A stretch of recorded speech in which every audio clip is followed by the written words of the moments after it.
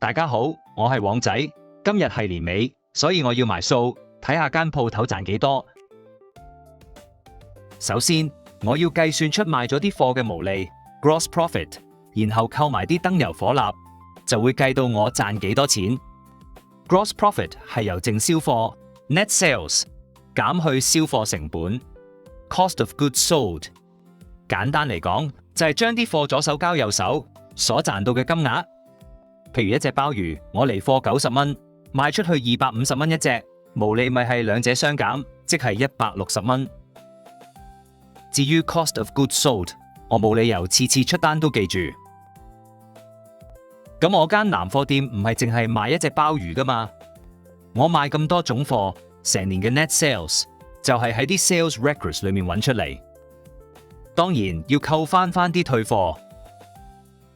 要計算 net sales 就要靠我嘅好幫手靜林姨姨，佢由阿爸嗰代已經喺度做會計噶啦。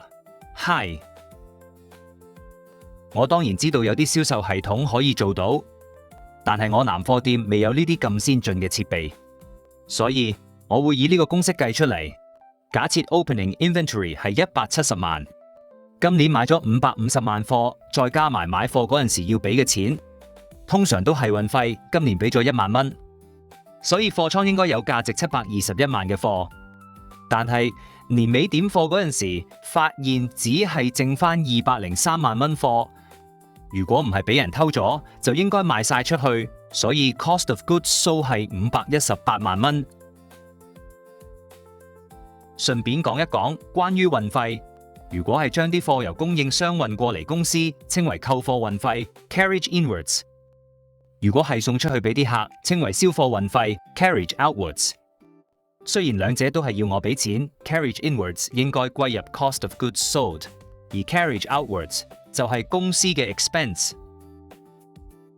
話說回來，如果我今年做咗900萬生意 ，gross profit 將會係382萬，所以貿易 trading 部分左手交右手賺咗382萬。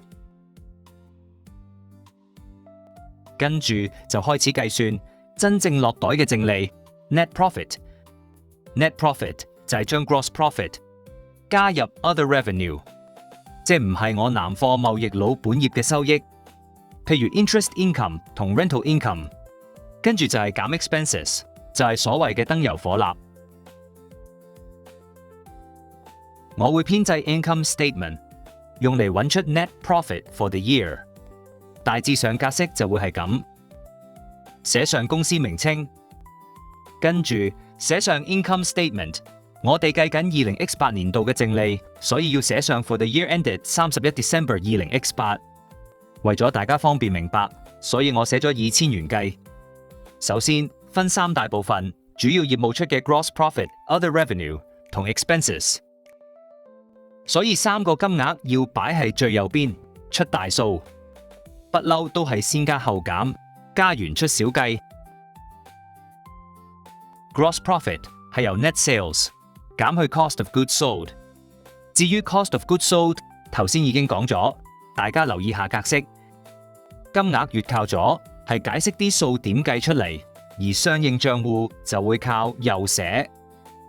Income statement 係財務報表 financial statement 之一，有標準嘅格式作為溝通工具。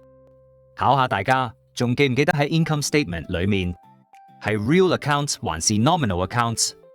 大頭蝦唔記得嘅話，不妨撳下下面連結重溫一下。今年賺嘅錢就會進帳喺我嘅 capital account 裏邊。你咪睇我好似賺好多啊！